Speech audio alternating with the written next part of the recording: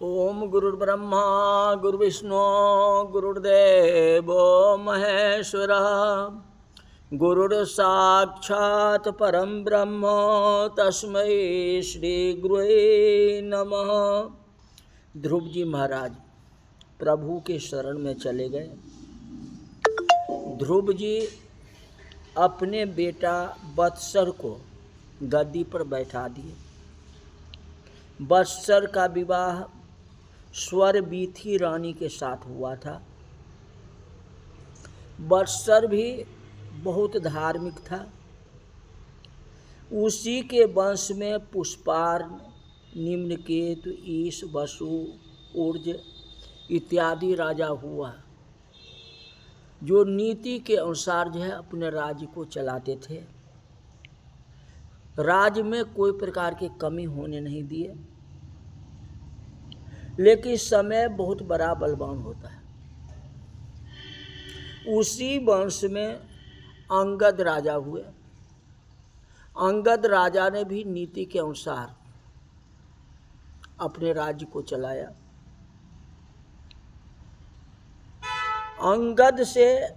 अंगद के पुत्र बैन हुआ। अंगद राजा के पुत्र बैन हुआ। राजा अंग अपने पुत्र बैन को बहुत समझाते थे, ये बेटा अपने वंश परंपरा को भूलो नहीं। हमारे वंश में जितने हुए हैं, जो पूर्वज हुए हैं, सब धर्म के रास्ते से चले। नारायण का भजन किए हैं, प्रजा को पालन किए हैं, सत्य मार्ग पर चले हैं। आप भी सत्य मार्ग पर चलो, सत्य का ही विजय होती है। लेकिन रानी में दोष थी। बैन की पत्नी जो है, रानी जो थी, वो अच्छी थी, दोष थे, अपने पति को सिखा दी, जिससे बैन का स्वभाव बदल गया। बैन दुष्ट हो गया। ज्ञान मिलता है, पति को अपने मन से चलना चाहिए, पत्नी की बात पर नहीं चलनी चाहिए। पत्नी हो सकता है आपको सुधार भी दे और बिगाड़ भी दे। ये नहीं कहते हैं जो पत्नी की बात नहीं मानो, मानो जरूर मानो। ये देखो जी उसकी स्वभाव कैसी है, और स्वभाव अच्छी है तो अनुकरण करो, स्वभाव अच्छी नहीं है तो अनुकरण नहीं करो। ये नहीं जो छोड़ दो, छोड़ने का नहीं होता। कोई बात का अनुकरण नहीं करो, अपने हिसाब से चलो, पत्नी को भी समझा करके चलो और अपने खुद भी समझ के साथ काम करो, तो परिवार अच्छा रहेगा। क्योंकि पत्नी ही तो पत्नी होती है। क्योंकि नारी चाहे तो आपको डुबा भी सकती है, और नारी चाहे तो आपको ऊंचा भी कर सकती है। दोनों गुण उनके पास में है। मंदोदरी इतनी समझदार थी, तो भी रावण ने कहा मंदोदरी तुम्हें समझ नहीं है। कहा गया है जो नारी को 8 अवगुण रहता ही है। स्त्री जो है हठी होती है, जिद्दी होती है, अपनी स्वभाव को नहीं बदलती है। आप उसको प्यार से समझाओ, जिसको कोई स्वभाव बदल जाए और अच्छे सन्मार्ग पर चले। बैन ने ध्यान नहीं दिया, पत्नी की बात की सीख लग गई, पिता को बात नहीं मानी। पिता लाखों समझाते थे जो बेटा अपने वंश में सारे धर्म मार्ग पर चले हैं, आप भी धर्म मार्ग पर चलो, तो उसकी बात मानने के लिए तैयार नहीं। अंग को भी बहुत दुख होता था, ये देखो हमारा बेटा जो है अच्छे रास्ते पर नहीं चल रहा है। एक ही पुत्र है, यह पुत्र जो है दुष्ट है, शांत रहो। लोगों को त्रास देता था, लोगों को डराता था। एक दिन एक एक दिन एक संत राजा के घर में आए और सत्संग करने लगे, कथा करने लगे। संत ने राजा अंग से कहा कि भगवान जिस स्थिति में रखे उस स्थिति में ही रहना चाहिए। जाहि विधि राखे राम ताहि विधि रहिए। ऐसा समझ करके भक्ति करो, दूसरी रास्ता नहीं है। श्री कृष्ण कृपा से तुम्हें सब कुछ मिलेगा। प्रतीक्षा करो, भगवान की कृपा होगी। उसी को भगवान दर्शन देते हैं जो उनके साथ अति प्रेम करता है, श्रद्धा के साथ भक्ति करता है। क्योंकि कृष्ण ही सर्वकाल हैं। भगवान कृपा बहुत है, उनके ऊपर श्रद्धा रखो, उनकी भक्ति करो। अंग राजा ने कहा कि महाराज आप ऐसा बोलते हो, पर मुझे ऐसा लगता नहीं है कि मेरे ऊपर भगवान की कृपा नहीं है। भगवान की कृपा बहुत है, इसीलिए मेरा पुत्र तो हुआ, लेकिन कमी इतना ही है जो पुत्र दुराचारी हो गया।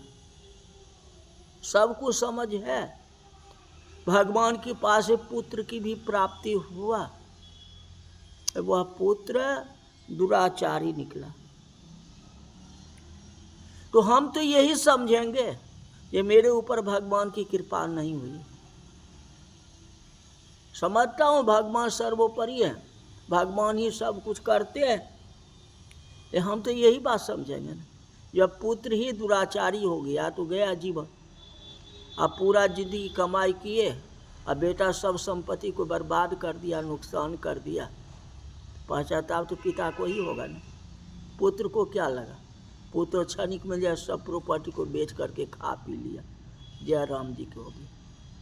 तकलीफ तो पिता को हुआ ना, तो दुखी तो मैं हूं ना, भगवान तो मुझे दिया ना, उसका स्वभाव को नहीं बदले। संत समझाते हैं तेरे घर में दुराचारी पुत्र है ना, यही सबसे बड़ा है, ये भगवान की कृपा है। दुख भी भगवान दिए हैं तो सुख भी तो भगवान ही देंगे ना, दूसरा नहीं दे सकता है। आप दुखी न हो, भगवान को नहीं छोड़ो। पुत्र बहुत लायक है, जैसा है वैसा पुत्र ही है।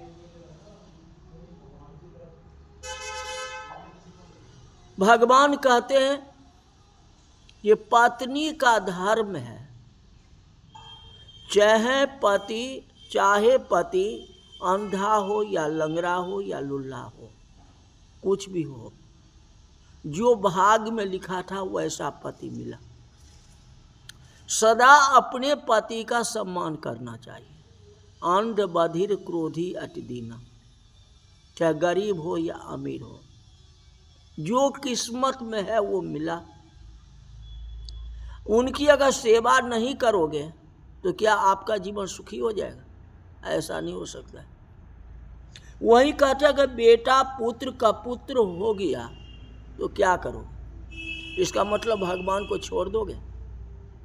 क्या बेटा को छोड़ देगा? छोड़ दोगे? माता पिता को पुत्र में ममता रहती है। घर के लोग थोड़ा दुख दे तो घर से थोड़ा हट जाएंगे, फिर तो घर वही है। और कांटे अगर पैर में लग गया है तो कांटे को हम निकाल लेंगे, ये तो नहीं कांटा लगा ही रख देंगे, निकालेंगे ना। जिसके पैर में जूता है वह कांटे के ऊपर पैर रखता है, क्योंकि उसे कुछ होने वाला नहीं। उसको कहोगे तुम फूल के ऊपर पैर रखो तो वह नहीं रख सकता। घर के लोग फूल के जैसे होना चाहिए, तभी वह परिवार चल सकता है। और कांटे की तरह रहेगा तो परिवार चलेगा कैसे? बताओ। लोग सब जगह से जीत जाता है, अब परिवार में आकर के हार जाता है। सब जगह जीत जाओगे जैसे होगा तैसे, परिवार में आकर के हार हो जाती। घर में थोड़ा दुख हो, घर के लोग कांटे के जैसे हैं, तो पुत्र नालायक है, चिंता नहीं करो, भगवान की यही कृपा है। पुत्र नालायक होने पर भी पुत्र में ममता रखो, छोड़ो नहीं। भागवत का सिद्धांत है कि घर में पुत्र लायक हो तो मन को समझाओ, घर का विचार करने की मुझे क्या जरूरत है, क्योंकि पुत्र हमारी लायक है। टेंशन मुक्त हो गया, सब पुत्र संभालना। मैं कभी घर का विचार नहीं करूंगा, मैं दिन भर भगवान की भक्ति करूंगा। पुत्र लायक हो तो भगवान की कृपा मानो, सर्वकाल भक्ति करो। पुत्र नालायक हो तो अपने मन को समझाओ, जो भगवान ने जो किया अच्छा किया, क्योंकि आपके मन को दूसरा नहीं समझा सकता है, अपने मन को खुद समझाओगे। अब गुस्सा से अपने शरीर को तुम त्याग कर लो, जो पुत्र नालायक हो गया जी, तो भगवान तो जिंदगी 100 साल का दिए हैं, तो आप तो नालायक जैसे कर रहे हो। एक तो बच्चे नालायक हो गया, दूसरा आप नालायक कर रहे हो। ये पित्त गुस्सा में कुछ करना चाहते हो, भगवान तो जीने के लिए संसार में भेजे है ना, तो टेंशन क्यों लेते हो? इसका मतलब मन में पुत्र बसा हुआ है, ये पुत्र नालायक है। इस तकलीफ को मन से हटाओ, मन से आप ही हटा सकते हो, दूसरा नहीं हटा सकता। पुत्र बहुत सुख देता हो, माता पिता के पुत्र में ममता होती। अरे पुत्र में तो ममता होती ही है, उसके पुत्र में दादा दादी की ममता और ज्यादा हो जाती है, पिता से ज्यादा दादा दादी। घर में पुत्र दुख दे तो ममता हट जाती है, सुख दे तो ममता बढ़ जाती है। कहते भगवान ने जो किया वह विचार पूर्वक किया है। घर में पुत्र न हो तो हृदय को जलाना नहीं है।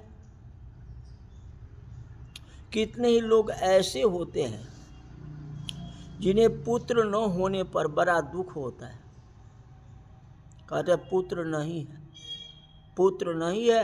अरे पुत्र नहीं है तो अच्छा है, जिसके यहाँ पुत्र है उन माता पिता का जीवन पुत्र के पीछे ही पूरा हो जाता है। बेटा बेटा कहते ही जीवन चला जाता है, गृहस्थी जोड़ने में ही चला जाता है। जीवन में समय का, संपत्ति का और शक्ति का विनाश पुत्र के पीछे करना पड़ता है। पुत्र को बड़ा करना है, पुत्र को पढ़ाना है, उसकी शादी करना है, इसी में माता पिता की संपत्ति और शक्ति का विनाश हो जाता। पुत्र नहीं है, अच्छा है, अपना कल्याण अपने को ही करना है। अपना कल्याण आप न करो तो आपका पुत्र क्या करेगा? अपना श्राद्ध आप ही करो, अपना श्राद्ध आप ही करो। कलयुग का पुत्र है ना, वह माता पिता का श्राद्ध करेगा या नहीं, कौन देखने के लिए जाता है? वो कहेगा फुर्सत ही नहीं है। और देख लो जनरल 10 दिन कोई घर में बैठने के लिए राजी नहीं है। बेटा माता पिता की मृत्यु हो गई, माता पिता ने पाला पोसा, मकान प्रॉपर्टी सब बना दिया, काम काज छोड़ के पुत्र के पीछे पीछे चला, आज माता पिता घर से विदा हो गए तो 10 दिन कहते नौकरी मेरी छूट जाएगी। कौन 10 दिन रहेगा? जल्दी ख़त्म करो 24 घंटा के अंदर में सारे काम काज करके।